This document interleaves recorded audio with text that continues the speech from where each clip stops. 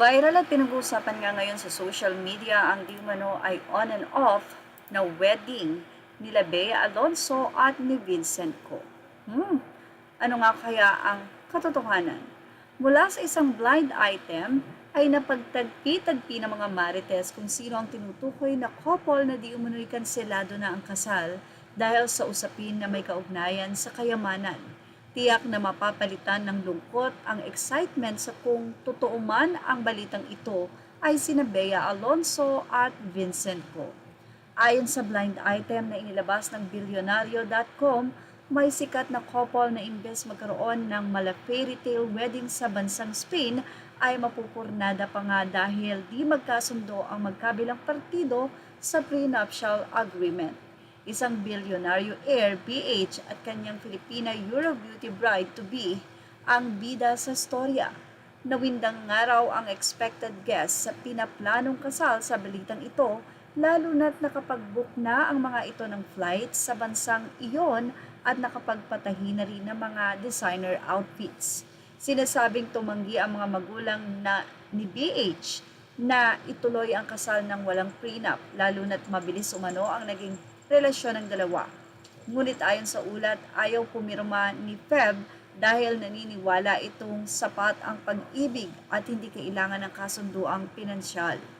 Ikinonek ng mga marites na sina Bea at Co ang tinutukoy, lalo na't bilyonaryo talaga si Vincent na president ng Pure Gold.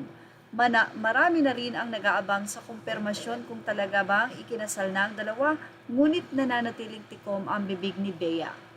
Nagsimulang umugong ang relasyon ng dalawa nang mag-post si Vincent ng kanyang bakasyon sa Andalusia, Spain, kasama noon ang una ay hindi pa pinapangalan ng babae. Ngunit nabisto ang dalawa nang mag-story din si Bea sa same location at kaparehas din na damit. Umamin na nga ang dalawa sa kanilang relasyon noong Agosto 2025. Nagkagulo naman ng mga netizen ang lumabas ang marriage bans nila sa St. Peter the Apostle Parish Church sa Manila. Sa kabila ng ingay, pinili ni Bea na maging pribado hinggil dito. Inunahan na ng mga tao ang lahat ng pangyayari sa buhay ko. I have nothing to clarify and I want to keep this private.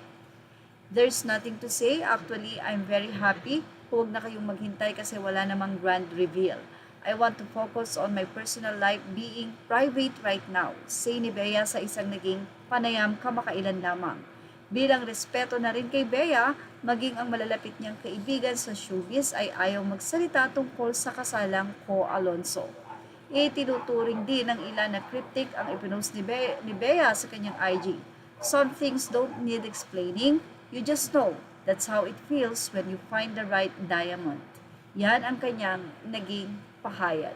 Well, ano sa palagay nyo? Matutuloy pa kaya ang kasal nila Bea at Vincent Co? Images are all credit to the rightful owners. Thank you for watching. Show this now.